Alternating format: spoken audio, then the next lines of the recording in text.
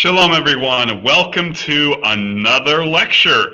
Today we are going to start talking about science fiction as a genre, one of our last, actually, popular genres of literature we're going to talk about, and The Man Born Blind by C.S. Lewis, which is the first example of science fiction that I gave you. Let's jump on into it. Science fiction as a genre is relatively misunderstood, I think, by a lot of people. People have this impression that just because something either takes place in space or involves aliens or something like that, that it is therefore science fiction. That is not the case at all. Science fiction, strictly speaking, is not concerned with things like aliens or other worlds. What science fiction is fundamentally about is hypothesizing how a fictional technology could affect humans and humanity as a whole. This is at the heart of science fiction. Not aliens, not other worlds, but technologies and how people could use technology. It is a relatively new genre. It first came into existence in the 1800s. Pretty much all scholars agree that Frankenstein was the very first science fiction story. But it really came into maturity in the 20th century during World War I and then World War II, where technologies were used in those conflicts that had never been seen before, such as the machine gun, mustard gas, tanks, planes used as a part of warfare, and finally climaxing in World War II with the atomic bomb. These were all technologies that were leaps forward in terms of what humans were capable of doing. But what were those technologies used for? To kill people, as a fact, kill lots more people than had ever been possible before. And so science fiction comes to its own during that time period, this time period of great technological advancement, but at the same time, those technologies being used for horrible, horrible, violent purposes. And because of those reasons, in part, science fiction is always pessimistic about these technologies and how human beings will use them. Frankenstein being the first is also a very great example. In Frankenstein, the new technology being explored is the idea that some human beings could figure out ways to bring life back to the dead. And what happens? Victor Frankenstein creates a monster that eventually destroys his entire family. It is not at all pessimistic about, it is not at all optimistic about these technologies being used for good purposes. Same thing is true of another classic example, The Invisible Man. A fictional technology of what could happen if human beings figured out a way to make people invisible. That happens in that story. And what is the result? Horrible stuff, because the guy who gets turned into an invisible man turns out to be a psycho who then does a bunch of horrible, horrible things that he can now get away with because he can be invisible. And those are what is typical of science fiction, even to today. More recent authors, more recent works like Fahrenheit 451, all continue to be very, very, very pessimistic about whether technology will be good or bad for humans. Or, to put it another way, whether humans can do anything good with technology. Another good example from TV is The Black Mirror, showing that all of these social media, computer, phone technologies are often used for horrible, bad purposes. Some of the most famous authors of science fiction include Mary Shelley, the author of Frankenstein, first science fiction story, and also H.G. Wells, who wrote things like The Invisible Man, and also things like The Time Machine, War of the Worlds, those sorts of novels. H.G. Wells was the one who really brought science fiction into maturity as a genre in the late 1800s, early 1900s. So, those science fiction novels definitely exist and existed. Frankenstein, for instance, is a novel, as is The Invisible Man. Where science fiction really shined, especially in its early days in the early 1900s, were in pulp fiction magazines. That's where science fiction short stories were published every month in tons and tons and tons of different pulp fiction magazines dedicated pretty much solely to science fiction or science fiction and fantasy short stories. And this was once again, it was a popular genre. It was a genre that normal people read for entertainment, not the elites in literature classes and things like that. And those people tended to, just like comic books, look down on science fiction as a stupid genre that didn't have anything to offer in terms of high literature, which once again now we realize is not the case at all. A lot of these stories have very interesting things to say about the world and life, etc., etc. Another more recent author that you might be familiar with, who is a contemporary of C.S. Lewis, but later than H.G. Wells, is Ray Bradbury, author of Fahrenheit 451 and some other science fiction stories. Very prolific, very much in the same tradition as Wells, being very pessimistic about the idea that humans could do anything good with technology. And that brings us now to C.S. Lewis himself. Please make sure you read the PowerPoint for Lewis's biography. Very interesting man, very interesting life. He, just a few highlights, lost his mother at a very early age, which impacted his psychology quite a bit. He had a father who was a character in a number of ways, not abusive by any means, but not rational, not someone who really was capable of listening to his son of all people. And Lewis, from fairly early on, from his teenage years, was a committed atheist. He was very angry at God. He blamed God for the death of his mother, for the horrible state of the world that he saw. And Lewis served in World War I and saw many of the horrors of World War I face to face. And this further cemented in his mind that there couldn't be a God because the world was so wretched and horrible. But as he matured, when he became a professor at the University of Oxford, he met another professor, J.R.R. Tolkien, who was a very committed Christian. And they became friends as they had a lot of similar interests. And they had a lot of debates about Christianity and about theology and philosophical topics. And that, combined with Lewis deciding to reinvestigate for sure whether God existed or not, he had a very dramatic encounter with God, where he realized that God was not just a concept that he was trying to prove or disprove, but he had spiritual, for lack of a better word, mystical experiences where he felt the presence of God. And he realized that God was, in fact, real. And he was, as he called himself, the most reluctant convert in all of England, because he did not want to believe in God. And he did not especially want to surrender his life to God as Lord. But he could not deny that he had experienced God. And so he did.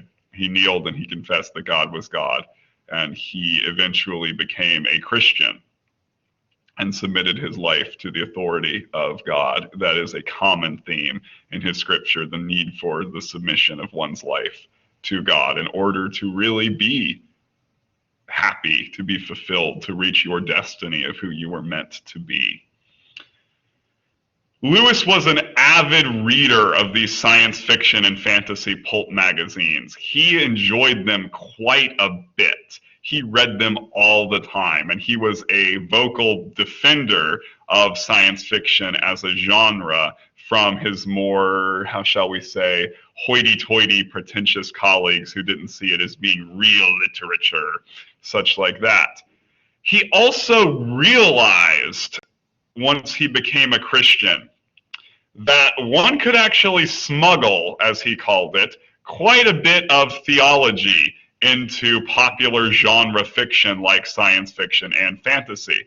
And this was not because he read short stories of science fiction or fantasy that were promoting Christian values, but rather he saw the opposite. He saw that the pessimism in science fiction was actually pretty opposed to the Christian worldview, but that they were able to, these authors such as Wells, who was a very vocal atheist, could smuggle a lot of his worldview into his science fiction. Lewis realized that there was no reason why Christian authors could not do the same thing.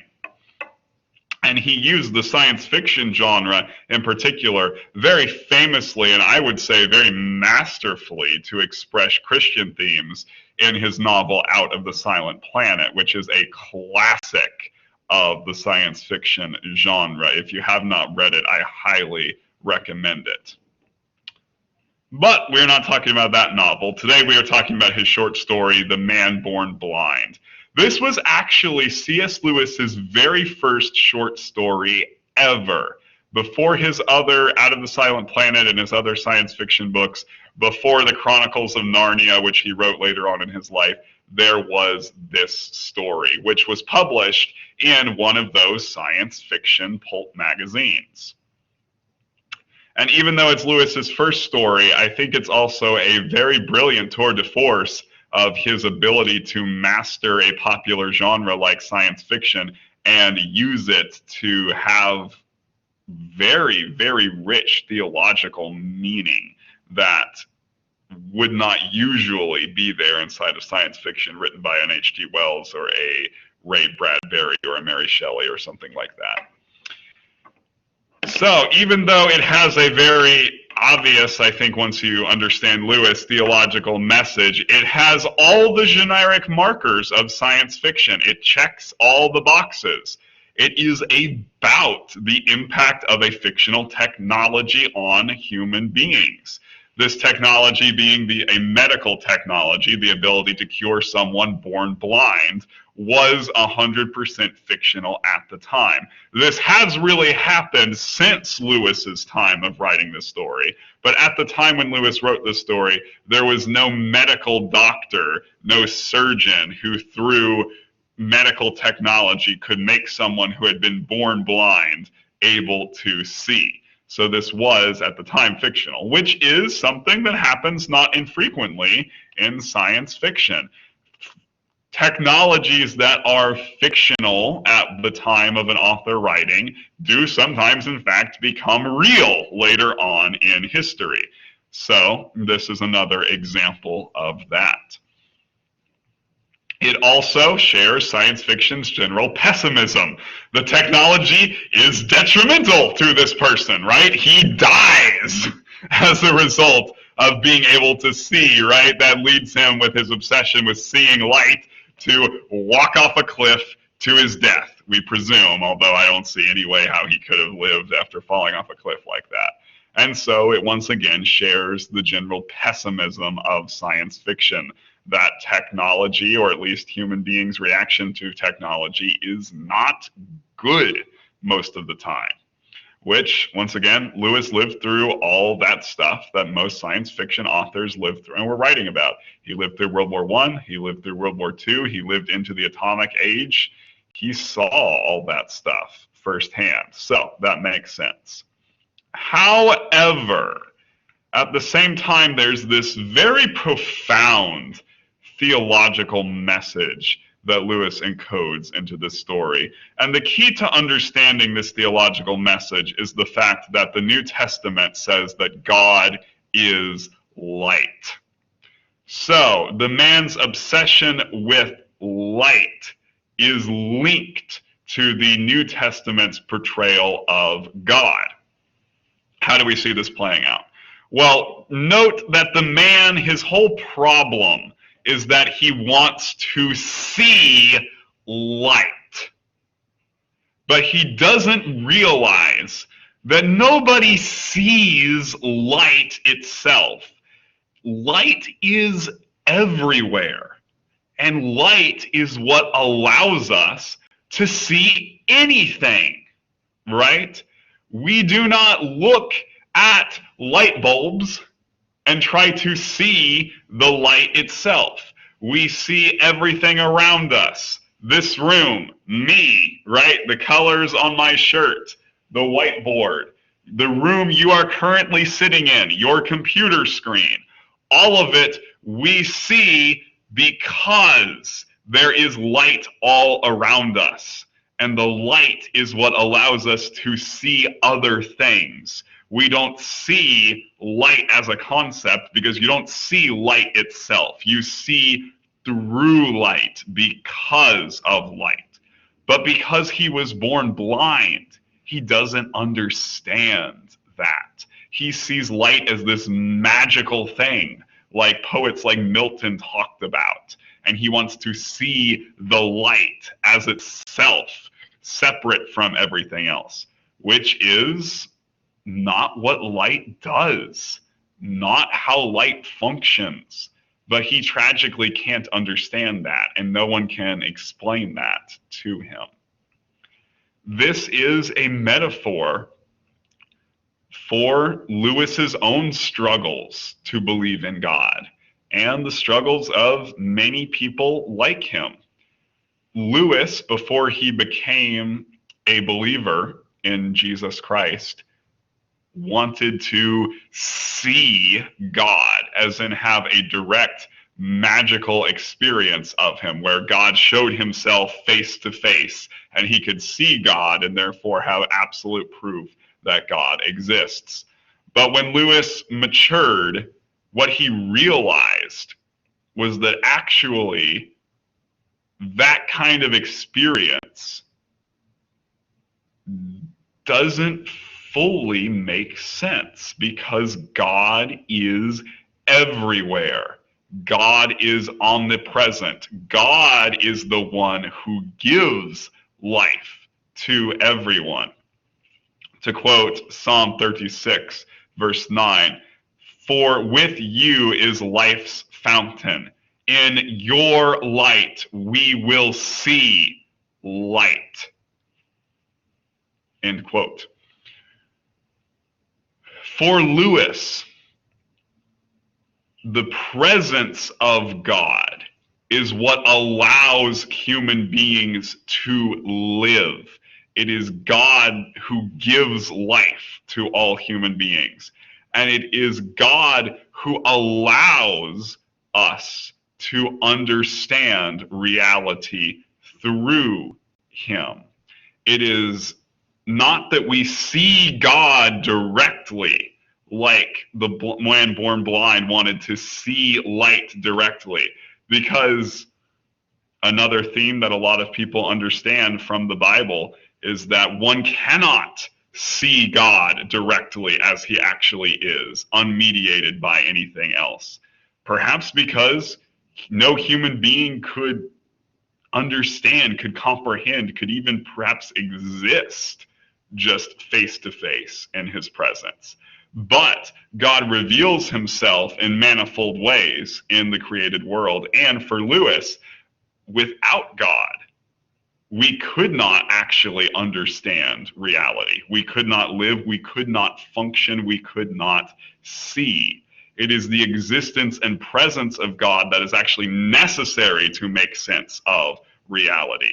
Our very ability to reason, according to Lewis, and therefore understand or see the world around us, is the proof that God exists. For example, Lewis, when he was an atheist, thought that the world was so bad, there was so much violence, and there was so much evil in the world.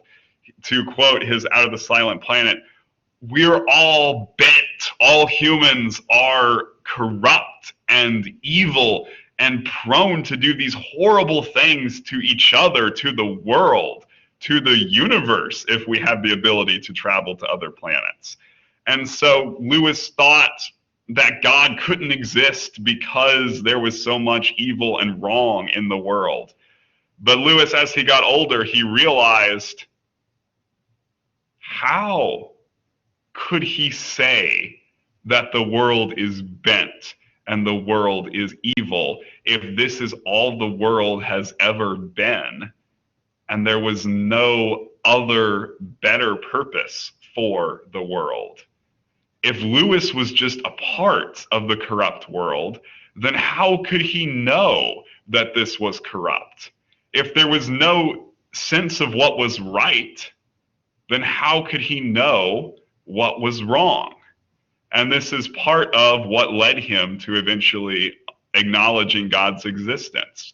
Because he realized if there was no God, if there was no good God who created the world for a good purpose and instilled in human beings, allowed us to see what goodness is, then we could not see that the world is evil and broken and wrong, because we would have no concept of good to start with. Therefore, it is God's presence, God's reality, God's goodness, and our awareness of it in our everyday lives all around us that allows us to make value judgments, to see what is right and what is wrong, what is good and what is evil, because God's goodness and his presence are all around us and are what allow us to see things like that, to see things rightly. So just like the man born blind wanted to see light, Lewis, as a young man, and like so many other people, want to see God directly. But they don't realize that one doesn't see God directly. It is through God that we see, just like light. We don't see light directly. It's through light that we see everything around us. In the same way, we do not see God, but it's through God's goodness that he has given us, that he has breathed into us the breath of life, and he has made us in his image. It's through his presence, his life with us, his goodness that we all know intrinsically that we can see right and wrong in the world. And that, for Lewis, was one of the most powerful proofs of God's existence and what he wanted to give people in this short story.